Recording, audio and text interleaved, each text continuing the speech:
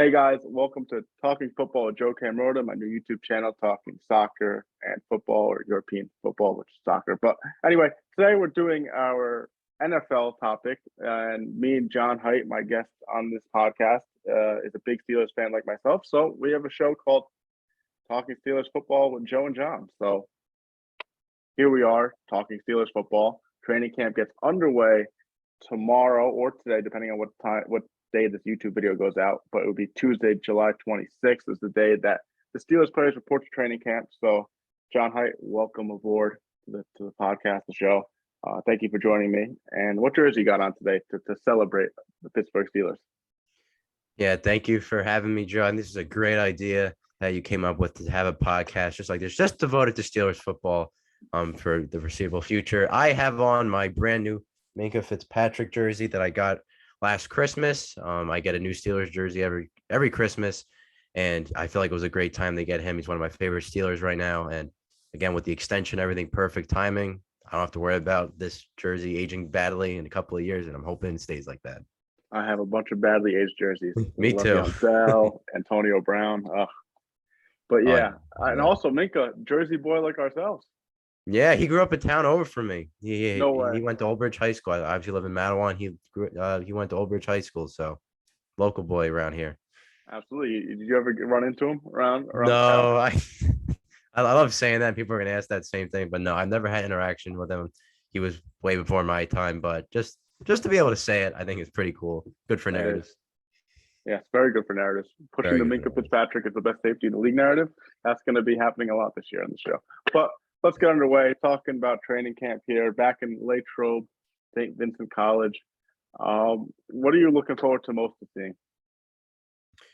I mean, this is a really, really important training camp, and I think this is one of the most important ones in probably a decade, or maybe even more than that. Just because, again, with the quarterback battle, not having Ben Roethlisberger for the first time in so long for the Steelers, there's never really been a quarterback uncertainty. I guess from the last couple of years when we thought Ben was going to retire a couple of times and the whole backup situation. But now this year, I mean, Mitch Trubisky, Kenny Pickett, Mason Rudolph, it's really interesting to see. And Joe, I know you're going to talk about your Mitchell Trubisky, some stuff you thought about him, like him maybe the runaway favorite for it. I will say just initial thoughts right before the day before our training camp starts. I do think Kenny Pickett right now is third on the totem pole, which is pretty fair because Mason Rudolph, I guess, is the quote unquote veteran, even though he hasn't looked great as a Steeler, but he's been around for a couple of years. Kenny Pickett, really just drafted this year, has a lot to prove. And I feel like there's no rush with him, and there should be no rush with him.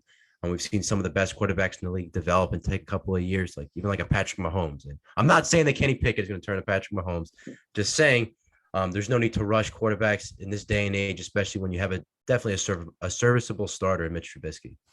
I mean, I'm a huge fan of sitting quarterbacks too. I mean, Ben Roethlisberger was supposed to sit for a year. He actually, ironically, was third on the depth chart from Bill Cowher's time in 2004. Exactly. He was behind Tommy Maddox and Charlie Batch, but Batch got injured. Then Maddox got injured. The rest, as they say, is history after rattling off 13 straight wins. Now, no way. You said we're not comparing him to Patrick Mahomes. We shouldn't be comparing Kenny Pickett to Ben Roethlisberger either. But I do think he probably is third on the depth chart. I do think he'll overtake Mason Rudolph by the end of it. I just do. I mean, I think we know what Mason Rudolph is. He's a bad backup. I don't even want to say he's a good backup because people are like, look at his record in games when he started. And he has, I think, like either 500 or close to that, maybe a little bit of a winning record even. But like, let's look at some of his wins that he has. Colts game, Minkah Fitzpatrick had a pick six that game, so that's 7 points basically by the defense that helped them win that game. And I think we won by like 2 or 3 that game, so it wasn't even like he did everything enough to win that game. What was another game that year? The Rams game that he won, where he had a sticky performance on offense. Minkah Fitzpatrick had a fumble six that game, and I think the defense forced like 3 turnovers that game. I'm trying to think other games that he's won. Those are the 2 that really stick out to me. You might as well just put Minkah Fitzpatrick quarterback at that point. I remember those 2 games, and for that stretch when they initially traded for him from the Dolphins, there were a couple of games. He was the reason why they won, plain and simple. Pick six. I remember the fumble six. Again, I'm not just wearing his jersey because Minkah Fitzpatrick. He is such an important part of the Steelers team. He's a game breaker. He is the rest of his extension. Yeah. Fun fact: I was actually at that Rams game. Absolutely wild. Oh, that's Absolutely. great. That was absolutely insane game. One of my favorite games I've ever been to. But Awesome. the Bengals, he beat the Bengals twice, I guess. Once he got replaced by Duck Hodges, but that technically counts as a win for him. Devlin and then the Hodges earlier one on Monday Night Football where they just dominated the Bengals. But that was a bad Bengals team. So yeah, that wasn't that good of a team. I think that's what how many wins is that now? That's 3 or 4. I don't know any other games. I can't think off the top of my head other games that he's won. But yeah, but you get the point. Oh, he hasn't really done anything to be like, oh, he can win games. You kind of win games in spite of him, if that makes sense. And I'm not trying to disrespect Mason Rudolph because he's a damn better quarterback than I'll ever be. But I mean, we know we have Mason Rudolph, and Kenny Pickett probably has a higher ceiling than him. And then it comes down to Mitch and him, and I think Mitch is just going to be. I mean, I'm a fan of Mitch. I think he's going to be great, personally. I think sitting behind Josh Allen is huge, and look at how bad the Bears got without Mitch Trubisky, and they made the playoffs the year before, and then they just had one of the worst records in the league last year. Yeah, I mean, I actually was doing a lot of research on Mitch Trubisky today because obviously he's going to be a big talking point. And I will have to say this first and foremost. I went back to the draft year. Remember when the Bears traded up for him, and just looking at the amount of superstars that were taken after him in 2017. Obviously, he went second. Solomon Thomas went third. But just, I mean, let me name some names for you real quick of some of the players that were taken after Mitch Trubisky. We have players, Patrick Mahomes going, I think it was like 11th or 12th. Way down the line, they had Cooper Kupp, who was, ended up being a diamond in the rough. But the second round was Joe Mixon and Dalvin Cook. Third round, Alvin Kamara. Wasn't Deshaun Watson also that draft too? Yes, he was. Yeah, he was. And TJ Watt, our own TJ Watt was that draft as well. He dropped the 30th. But yeah, you talk about a quarterback that's just been, I feel like, in a bad position his whole career. He was on a Bears team that did not have a good head coach in Matt Nagy. He had the 1 year where he had a decent bit of success, and they made the playoffs. But I mean, Pro Bowler. He's a Pro Bowler, and he was the Nickelodeon MVP that 1 year. The slime VP, love it. Or the slime VP, yeah, like he was a Pro Bowler, and I do think the Pro Bowl is not the hardest honor to be bestowed onto in the NFL. He definitely had a lot more downs and ups, I'll say, with the Bears. But I think this is Mitch Trubisky's best opportunity to get back into the limelight in the NFL when you're in a really young, energetic, high octane offense, a ton of talent. Najee Harris running back, Pat Freiermuth the tight end. We'll talk about all the receivers, I'm sure, in a little bit that they have. Obviously, this is another big year for Matt Canada, the offensive coordinator, who was, I just think it just did not mesh well with him at all last year with Ben. His schemes were made for supposed to be a mobile quarterback, but Ben obviously at the last stage of his career is far from being a mobile quarterback. So I think it's an important year for him as well.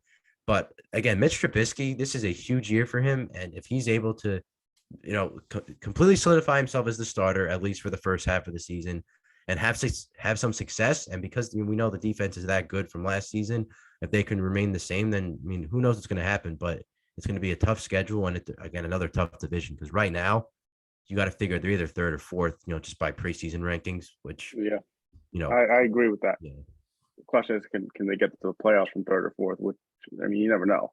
But obviously not fourth, you can't make the playoffs on fourth, but third with the expanded playoffs. If you do well enough out of conference and everything, you have a chance. But what was I going to say now? Oh, but Mitch Trubisky, I agree with that. There were a lot more downs and ups, but I also think he was put into such a bad situation. I mean, the Bears' offensive line was really never that good. Their receiving core was always mediocre at best. And I think also when you're drafted second and people behind you are Patrick Mahomes, who's a generational talent. Deshaun Watson, before all those, with everything that's happened with him, I mean, he was one of the best top 5 quarterback in the league as well. You're going to be kind of judged by that, rightfully so and unrightfully so. I mean, it's not really his fault that the Bears picked him over them, right? I mean, that's not. It's not his fault, but at the same time, he does have to perform. But I think the biggest thing is sitting behind Josh Allen and working over there with Brian Daboll. I think that's going to really help out Mitch Trubisky. A year just to take back, reset, and now you're in a stable organization with a coach who's very, very good, probably arguably the best coach in the league, in Mike Tomlin.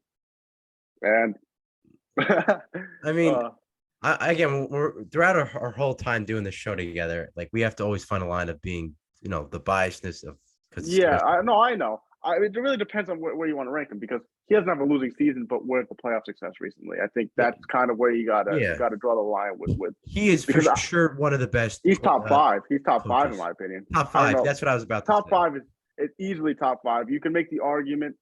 I mean, if you want to be biased, you can. I mean, I've seen some people say Tomlin's the best. Other people haven't. I personally don't think so. I'm going to take Andy Reid over him right I now. mean, even like, as long as Bill Belichick still a head Oh, Bill coach, Belichick too. Yeah, and I mean Sean McVay, I think. I don't take Sean. I think Sean McVay is very Really? overrated. I do. But that's Why? a topic for another reason. Guy just won a Super I Bowl. saw him. I saw him lose to Mason Rudolph, and I'll never look at him the same That after is that. true. I think he tries to do a little bit too much sometimes. Yeah, Sean McVay, I know, but but I just think like his just the schemes he's had for the Rams, and obviously it helps when they bought that whole team or the majority of that team yeah, last offseason. But I think he's one of the best in-game managers in the NFL as well. But point is, Tomlin is a top 5 coach in the league yeah, still. yeah. So, yeah. But I just overall, and you have the weapons. I mean, Deontay Johnson is a great receiver. Chase Claypool has potential to be one of the best receivers just based on what he can do and his size. If he can get better at route running, then you really got to watch out for him.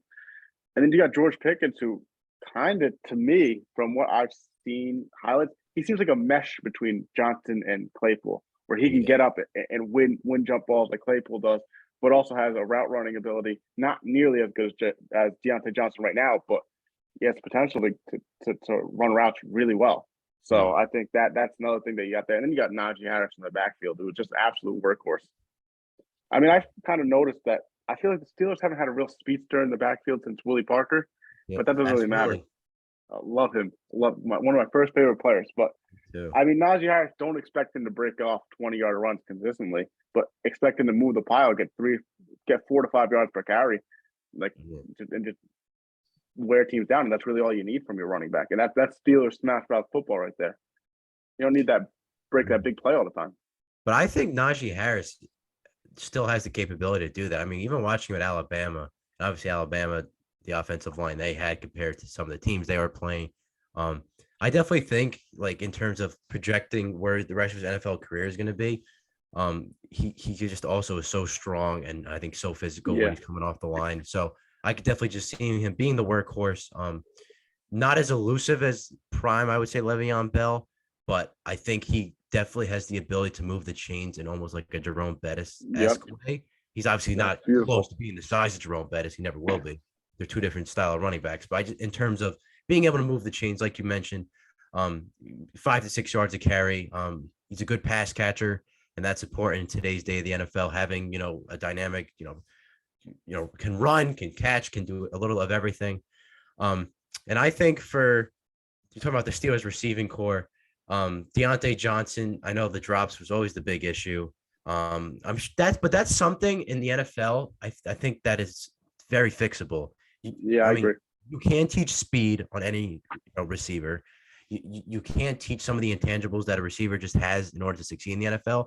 I feel like being able to limit your drops, that's something that's pretty fixable in I my mean, opinion. Devontae Adams had problems with that early in his career too. Now look at him. Yeah. I think I'm not trying to Yeah. say Deontay Johnson can repeat Devontae Adams, but I mean, No, I it's agree very too. fixable.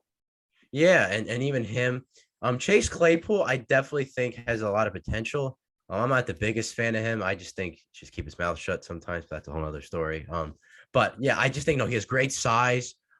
We've seen a couple of really good flashes of him of just being able to just jump over a defender and make these acrobatic catches. And like you said, he's not the route runner Deontay Johnson is, but I definitely think he could turn into a good receiver for the Steelers, for the rest of his career, or hopefully the rest of his career. George Pickens, I mean, we were talking about this before. Me and my dad actually was obviously a longtime Steelers fan. And, he's someone, again, the discipline thing, getting into 2 fights already in college. Steelers always just seem to draft players, or at least receivers. I mean, the last couple of years, the Antonio Browns, Antonio Holmes, Martavis Bryant, the Yeah. character issue guys. But for someone like George Pickens, I mean, it's a great situation for him. I definitely think, in terms of, making sure Mike Tomlin always has him on the right path. He's not getting into too much trouble. We saw what happened to Martavis Bryant. You got to hope that he doesn't just have like a one really good season like Bryant did, and then just become a flash in the pan and then bounce around the league and then ultimately out of the league. But I definitely a lot of potential there. I love Calvin Austin. They drafted too. I definitely think it was important because you lose Juju Smith-Schuster, which we haven't even brought up yet. The fact, I mean, I think it's definitely bittersweet. I mean, first of all, putting football aside, Juju as a Pittsburgh athlete was one of the best ones in recent memory. Adored the city adored him. He was great for the community. He was just a great figurehead. Obviously, he has a big social media presence, whether for good or for bad. But in terms of being just a good representative of Pittsburgh, he was that. And it's gonna be interesting to see him now with Patrick Mahomes. He's going to have to definitely step up about 3 notches to replace Tyreek Hill, or somewhat replace Tyreek Hill in that offense. But I think the receiving core, they're young, they're fast. There's a lot of talent, a lot of upside. And I think that's what a Mike Tomlin team has had, in recent memory. I want to say this before we move on too. One, Juju, love him. I'm wishing him the best in Kansas City. Great person. If the Steelers put Chase Claypool in the slot, watch out. He played the slot in, I think it was week 5 against the Broncos last season when Juju got hurt, and he had his best game of the season that day. Put Chase Claypool in the slot. He's a matchup nightmare for anyone in the slot. You can't put a linebacker on him, and you can't put a small slot corner on him. He will eat whoever's alive out there. I don't like him on the outside too much just because I don't really think his route running ability is that good enough to be on the outside yet. But slot receiver Claypool might put up nasty numbers. Yeah, and correct me if I'm wrong. Didn't Martavis Bryant, didn't they use him in the slot a decent bit too, even though like he had the size? And I think his route running was a little bit better than Claypool. I don't remember. Maybe they used him. I thought it was Sammy Coates was the slot guy, and then it went to Juju was slot guy.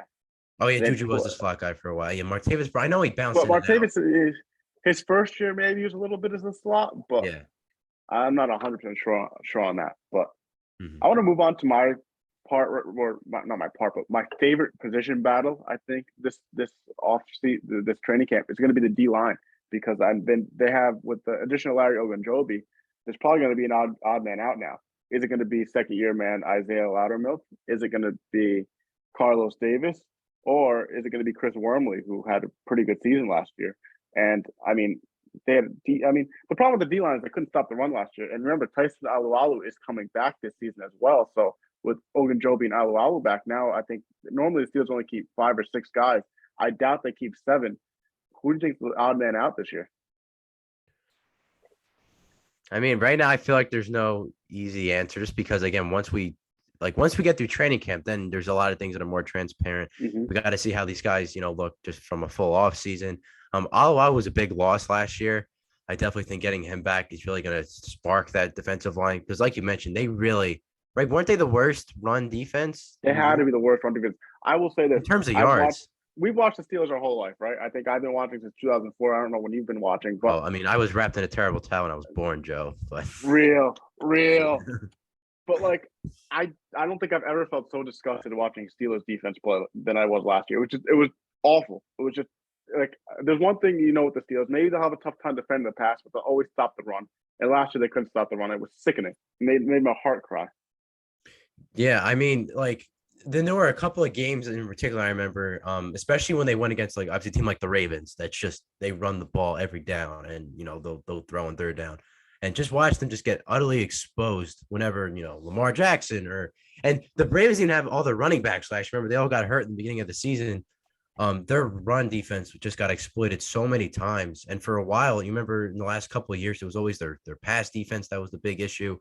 Having weak corners, some guys that were flashing the pans. I mean, I'm talking like Artie Burns, some of these. That's what I thought. He sold me a dream his first season. His rookie season, I'm like, this guy has potential. And then a lot of them just didn't pan out. And I mean, again, we look back at the Steelers' defensive drafting in the last couple of years. I mean, TJ Watt obviously will be a home run no matter what. It is a crime that man dropped to 30. I mean, just for the sheer fact he is a Watt. I mean, if you're a first round team, looking at the people they picked in front of him, like, just take a shot on that guy. Like, come on. And who knows? He might even have a better career than JJ Watt. I mean, it was crazy to think about when he first got drafted, but right, defensive player of the year, who knows? But again, Bud Dupree was a good draft pick, ended up turning into a pretty productive player, and now with the Tennessee Titans, obviously. But they had so many, I feel like, hits and misses with their cornerbacks and their secondary, in the Yeah. first and second round of drafts. Maybe that's just me or what I've No, noticed. I mean, I think the biggest joke now with the team in recent memory is that their best corners have been coming outside, or best defensive backs have been outside acquisitions. Minka Fitzpatrick was not drafted by the team. Oh no, he was Joe a trade. Hayden was picked up from a trade with the Browns. Um, then it was who else was a great corner for the team for a while? I mean, what's his name? Mike Hilton, now a Bengals player. He wasn't. I think they picked him up off the Jaguars practice squad or something, Jaguars, something yeah, something nonsense like like that. that. He Mhm. wasn't drafted by the team. Um, Akella Witherspoon not drafted by the team. Their best defensive players are players who just weren't on the team from Yeah. draft wise. It's weird. Like they drafted, I think it was. I mean, Artie Burns is obviously the one that sticks out in memory, but I mean, Sean Davis was nothing. Sean Um, Davis was just really, he didn't really turn into do you much. And remember? Do you remember? What was his name? Golston, I think. Sequence Golston. Like yes, the guy who he didn't play. I don't think he even played a preseason game. I think he had total like 3 practices. He like tore his ACL twice or something like that. some Awful. fluke thing. It was weird. That was awful. You can't even label him as like a playing bust. Like the guy just didn't get to play a single preseason game. Awful. Yeah. No, like I just think their defense, I mean, it came up so big at times last season, but they talk about the run defense is important. I'll talk about the position battle that I'm most looking forward to, and it's not even more so of a battle, but I think just the whole idea with Devin Bush in the linebacker core of being able to just figure that out, because this was a guy, his first year he was special, and then obviously the torn ACL, Achilles, whatever bad injury it was, and last season we just saw how much more hesitant he was. I mean, you could tell he wasn't fully there. He definitely struggled a lot. He didn't look like pre-injury Devin Bush. And now they signed Miles Jack right from the Jaguars. I think just fixing up that linebacker core, because they always seem to have just good linebackers. And in years past, these Super Bowl winning teams, these playoff teams, they always had, good to elite linebackers. So I think that's definitely another big focus point, especially if the defensive line, if there's some more questions, even when if Alawalu comes back, to the capacity he was before injury. Um, Again, Devin Bush, this is another guy, another huge year for him. Because I mean, in terms of players that need to prove themselves the most, we know Mitch Trubisky won. I think Matt Canada as a coordinator too, and then for me, probably Devin Bush at 3, the ones Yeah. that jump out to me right away, just because, all right, you got through that terrible stretch of play last season. Now a new year, can you get back to pre-injury Devin Bush? Is the real question. Because he was really good pre-injury. I mean, I remember his first season; he looked great. Even before that injury against the ACL injury against the Browns, I thought he played. He was playing well, not necessarily amazing, but I thought he was playing well. I mean, last year was just awful. Yeah, And look, I'll say this: he's a small linebacker. He's just undersized, and the fact that the defensive line couldn't hold a block to save their life, and just letting these big offensive linemen meet him all the time, that didn't help him. But there was a lot of stuff that it was just effort stuff that when you would look on film and when people would break down film, it'd be like, he's just not really giving 100% effort here. It's like, what's going on? And he was just hesitant. So, yeah, I'm with you on that one. That's after the defensive line. That Devin Bush, he needs to shape. Not I don't want to say shape up, but I'm very interested to see how he looks, especially with Brian Flores here helping coach out. I forgot. I literally forgot about that the other day too when we were looking through their whole depth charts and everything. I mean, the impact that Brian Flores is going to have on that linebacker, core. I mean, a great head coach from last year, obviously, and then now going to a linebackers coach when he could have maybe even had a chance to be a defensive coordinator somewhere else or something like that. We've seen head coaches immediately bounce back with the coordinator thing. I know with him there was all the controversy, which we need to talk about. We obviously know what happened there, but the influence he's going to have on the young linebackers and even like a player like Miles Jack, who we've seen used to give the Steelers just absolute trouble. I mean, when they used to play against the Jaguars, on their prime defense, I'm talking about Yeah, the Jalen Ramsey teams that Calais yeah. Campbell that they used to play against that were just brutal. And I will always remember that playoff game.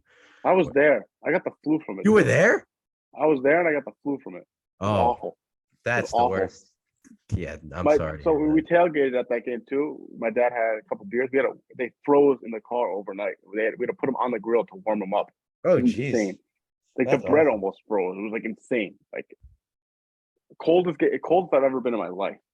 But yeah, This thing, and the final outcome, that game was just, oh, I was nauseous watching that game. I couldn't even be nauseous. I can't imagine being there with the flu. Couldn't. Yeah, I remember coming back home 2 days later, sick as a dog with the flu.